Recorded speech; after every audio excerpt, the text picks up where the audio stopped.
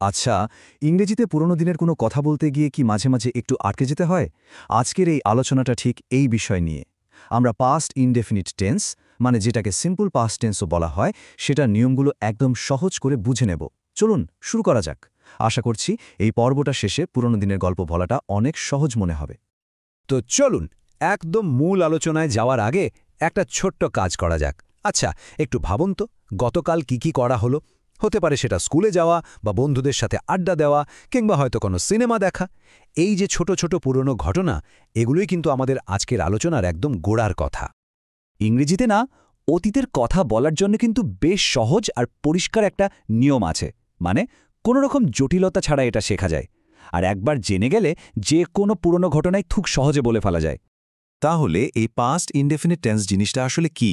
সোজা কথায়, এটা হলো এমন একটা টেন্স যেটা দিয়ে অতীতে ঘটে যাওয়া কোনো কাজ, অভ্যাস বা ঘটনা বোঝানো হয়। মানে যে কাজটা অতীতে শুরু হয়ে ওখানেই শেষ, ব্যাস, সেটাই পাস্ট ইনডেফিনিট।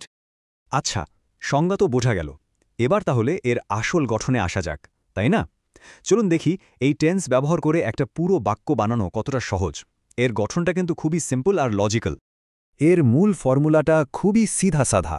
প্রথমে বসবে সাবজেক্ট, তারপরে ভার্বের পাস্ট ফর্ম মানে V2, আর সবশেষে অবজেক্ট। এখানকার সবচেয়ে জরুরি পার্ট কিন্তু ওই ভার্বের দ্বিতীয় রূপটা ব্যবহার করা। যেমন ধরুন, গোয়ের জায়গায় বলতে হবে ওয়েন্ট, বা প্লেয়ের জায়গায় প্লেড। পুরো ব্যাপারটা না মাত্র 3টা সহজ ধাপে ভেঙে ফেলা যায়। 1 নম্বর, প্রথমে থাকবে সাবজেক্ট, মানে যে কাজটা করছে। 2 নম্বর, এরপরেই বসবে ভার্বের পাস্ট ফর্ম। আর 3 নম্বর, সবশেষে অবজেক্ট দিয়ে বাক্যটা শেষ করে দিতে হবে। ব্যাস, একদম রেডি। চলুন এবার কয়েকটা উদাহরণ দেখে নিই, তাহলে বিষয়টা আরও পরিষ্কার হয়ে যাবে। যেমন, I went to school yesterday. এখানে আই হচ্ছে সাবজেক্ট, ওয়েন্ট হলো গোয়ের V2, আর বাকি অংশটা অবজেক্ট। আরেকটা দেখি, শি কুকড রাইস। এখানেও দেখুন, শি হলো সাবজেক্ট আর কুকড হলো কুকের V2। খেয়াল করলে দেখবেন প্রত্যেকটা বাক্য কিন্তু একই ফর্মুলা মেনে চলছে। তো বাক্য কিভাবে বানাতে হয় সেটা তো আমরা দেখলাম, কিন্তু আসল প্রশ্নটা হলো এই গঠনটা আমরা ঠিক কখন ব্যবহার করব। মানে কোন সিচুয়েশনে বুঝব যে এখানে পাস্ট ইনডেফিনিট টেন্স লাগবে। এর ব্যবহারটা মূলত 3টে জায়গায় সবচেয়ে বেশি হয়। প্রথমত, যখন অতীতে কোনো কাজ পুরোপুরি শেষ হয়ে গেছে বোঝানো হয়। যেমন, I red the book last night, কাজটা শেষ। দ্বিতীয়ত, অতীতের কোনো অভ্যাস বোঝাতে। যেমন, he always help the poor, এটা তার একটা পুরনো অভ্যাস ছিল। আর 3 নম্বর হল অতীতের কোনো নির্দিষ্ট সময়ের কথা বলার জন্য। যেমন, দে ভিজিটেড ঢাকা ইন 2020। একদম পরিষ্কার, তাই না? আচ্ছা, এতক্ষণ তো আমরা শুধু হ্যাঁ সূচক বাক্য নিয়ে কথা বললাম, কিন্তু যদি বলতে হয় যে কাজটা করা হয়নি, মানে পাস্ট টেন্সে একটা নেগেটিভ বা না বোধক বাক্য কিভাবে বানাবো, চলুন এবার সেটাই দেখে নিই। নেগেটিভ বাক্যের ফর্মুলাটাও কিন্তু একদম সোজা। শুধু সাবজেক্টের পরে একটা ডিড নট বসিয়ে দিলেই হবে। তবে এখানে একটা খুবই জরুরি জিনিস মাথায় রাখতে হবে। যখনই ডিড নট ব্যবহার করা হবে, ভার্ব কিন্তু তার আসল রূপে, মানে বেস ফর্ম বা V1-এ ফেরত আসবে। তখন আর পাস্ট ফর্ম বা V2 থাকবে না। এটা কিন্তু খুব গুরুত্বপূর্ণ। এই যে তুলনাটা, এটাই কিন্তু সবথেকে গুরুত্বপূর্ণ। দেখুন, হ্যাঁ সূচক বাক্যে আমরা বলেছিলাম আই ওয়েন্ট টু স্কুল। এখানে ওয়েন্ট হলো V2, কিন্তু যেই আমরা না বললাম, বাক্যটা হয়ে গেল I did not go to school. খেয়াল করেছেন, ডিড নট আসার সাথে সাথেই ওয়েন্ট তার আসল চেহারা গো মানে V1-এ ফিরে এসছে। এটাই হচ্ছে মূল খেলাটা। বেশ, তাহলে হ্যাঁ বোধক আর না বোধক দুটোই আমাদের শেখা হয়ে গেল। এখন বাকি থাকলো কি? প্রশ্ন করা। অতীতে কোনো কিছু নিয়ে যদি প্রশ্ন করতে হয় তাহলে কি করতে হবে? চলুন সেই কৌশলটাও এবার শিখে ফেলি। প্রশ্ন তৈরির ফর্মুলাটাও খুব সহজ। বাক্যটা শুরুই করতে হবে ডিড দিয়ে।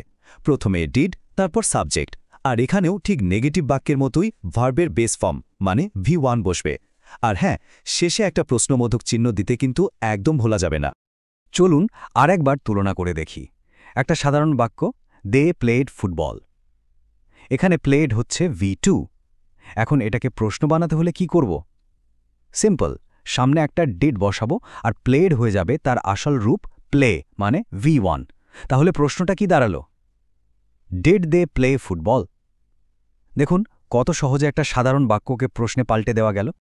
আমরা কিন্তু প্রায় আলোচনার শেষ পর্যায়ে চলে এসেছি। এতক্ষণ ধরে যা যা শিখলাম, চলুন সেগুলোকে একবারে এক ঝলকে দেখে নিই। এতে করে পুরো বিষয়টা মনে রাখতে অনেক সুবিধা হবে। এই যে টেবিলটা, এটাই হলো আমাদের আজকের আলোচনার একদম সারমর্ম। তাহলে কি শিখলাম আমরা?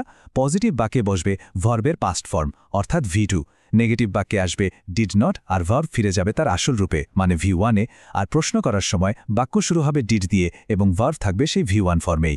সত্যি বলতে শুধু এই একটা টেবিল মনে রাখলেই কিন্তু পুরো টেন্সটা আয়ত্তে চলে আসবে। তো এখন শেখা নিয়মগুলো একটু কাজে লাগানোর পালা।